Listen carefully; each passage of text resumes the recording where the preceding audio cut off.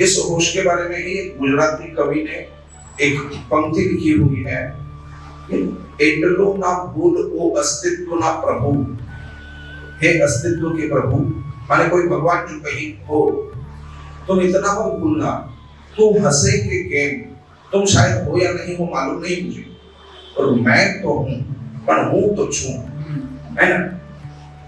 यही हमारे सबके जीवन की हकीकत है कि हम बहुत लंबी लंबी डींगे हाँकते हैं, बहुत बड़ाई करते हैं, अपने आप को बड़ा समर्पित भी बताते हैं और अपने आप को बहुत ऊंचा कर भी रखते हैं, लेकिन अंत में मालूम होता है कि मैं हूं, ये मैं हूं के सिवा बाकी कुछ को है, वो सब कुछ मेरा है। दो भागों में विभक्त हो गया मैं, एक मैं और दूसरा मेरा। अब ये मैं और मेरा के बीच का ये पूरा फेरा है, एक मैं, उसके बाद में फिर मेरा शरीर, मेरा घर, मेरा पति, मेरा प्रेमी, मेरी प्रेमिका, मेरा लड़का, मेरा देश, मेरा गांव, मेरी दुनिया, मेरे भगवान। ये मैं मेरा का दायरा बढ़ता ही जाएगा, आज तक किसी का पूरा नहीं हुआ ये मेरा का दायरा। और जब समेटने पर आए तो मेरा पूरा गायब। और हकीकत ये है कि जिसको मैंने मैं कहा था वो भी गायब। और ये आश्चर्य हम सबके साथ में हम रात दिन रोज देख रहे हैं। बात ये होती, कहना क्या चाह रहे हो, ये मैं और मेरे के फेरे में कहना क्या है। इस फेरे की एक आप जादू कह लीजिए या फिर इसकी एक आदत कह लीजिए या इसका एक नियम आप समझ लीजिए। अरक्षितम तिष्ठति दैव रक्षितम सुरक्षितम दैव हतं विनश्यति। हम लोगों ने देखा है मैं के बाद में जो कुछ मेरा है, शरीर से लेकर घर तक, वो सुरक्षित रहे, ऐसी हमारी सबकी इच्छा होती है। और ये सही इच्छा है, कोई उसमें गलत नहीं है। मैं सुरक्षित रहूं, मेरी चीजें सुरक्षित रहे। लेकिन ये आपके और मेरे सबके जीवन का देखा हुआ सत्य है। क्या सत्य है? अरक्षितम तिष्ठति दैव रक्षितम। जो अरक्षित है माने अनसिक्योर्ड है, किसी ने उसको सिक्योर किया नहीं है, उसको अगर दैव का आलंबन हो, दैव का उसके ऊपर प्रभाव हो, कृपा हो, तो वो रक्षित हो जाता है।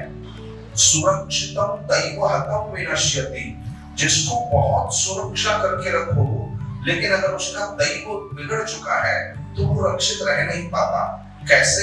उदाहरण दिया है, अगर वन में किसी को जाकर विसर्जित कर दिया है, माने किसी को जंगल में भी छोड़ कर आ गए हैं, और उसका दैव अगर बलवत्तर है, दैव अगर उत्तम है, तो वन में भी जी जाता है, केवल जीता नहीं है, बलवान होता है।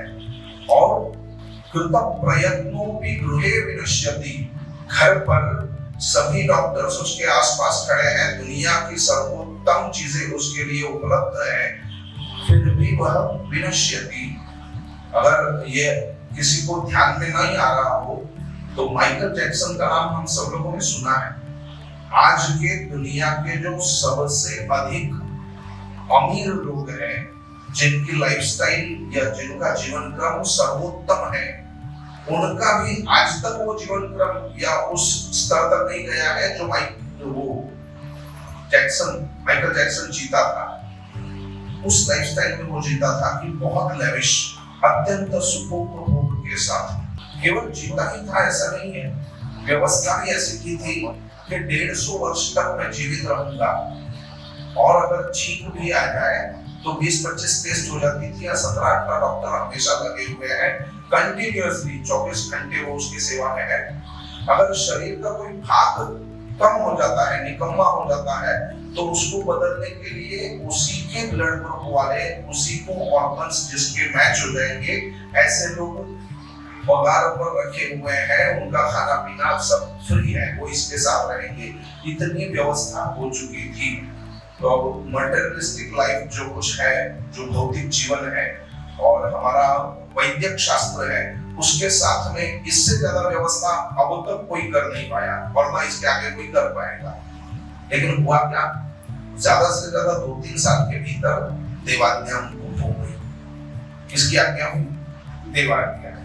तो अरक्षितम तिष्ठति दैव रक्षितम सुरक्षितम दैव हतम विनश्यति जीवत्यनातोपि वने विसर्जितः कृत प्रयत्नोपि गृहे विनश्यति।